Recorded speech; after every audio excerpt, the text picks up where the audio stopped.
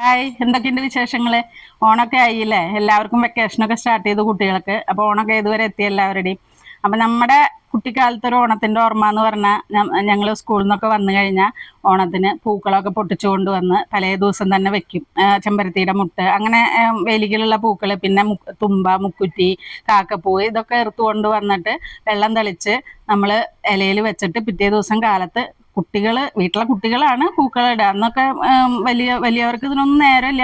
അവരുടെ പണിയിൽ തിരക്കിലായിരിക്കും. നമ്മൾ കുട്ടികൾ വട്ടത്തിൽ ഇരുന്നിട്ട് പൂക്കളം ഇടുക. ഒരു മണ്ണിൻ്റെ തിട്ടുണ്ടാക്കിയിട്ട് അതിൽ പറ്റുന്ന ഡിസൈനൊക്കെ വളരെ കുറവ് തന്നെയായിരിക്കും. വട്ടത്തിനുള്ള പൂക്കളാവും കൂടുതലും ഉണ്ടാവുക.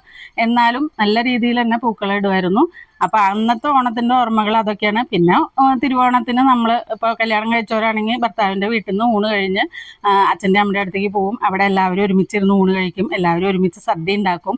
ഇന്നിപ്പോൾ എല്ലാം കിറ്റുകളാണ്. പൂക്കളുടെ കിറ്റ്, സദ്യയുടെ കിറ്റ്, അങ്ങനെയൊക്കെയുള്ള ഇതാണ്. എന്നിരുന്നാലും കേരളത്തിൽ നല്ല രീതിയിൽ തന്നെ ഓണം എല്ലാവരും ആഘോഷിക്കുന്നുണ്ട്. എല്ലാവരും നല്ല രീതിയിൽ ഓണം ആഘോഷിക്കുക. ഞാൻ എൻ്റെ ചാനലിൽ ഓണത്തിൻ്റെ എല്ലാ വിഭവങ്ങളും ഇട്ടിട്ടുണ്ട്. അതിൻ്റെ ലിങ്ക് ഞാൻ ഇതിനോട് കൂടി ഡിസ്ക്രിപ്ഷൻ ബോക്സിൽ കൊടുക്കുന്നുണ്ട്. അപ്പോൾ അത് എല്ലാവരും നോക്കിയിട്ട് ഓണസദ്യ ഉണ്ടാക്കുക. അപ്പോൾ എല്ലാവർക്കും സന്തോഷത്തിൻ്റെയും സമ്പദ് സമൃദ്ധിയുടെയും കൂട്ടായ്മയുടെയും നല്ല ഓണം ആശംസിക്കുന്നു.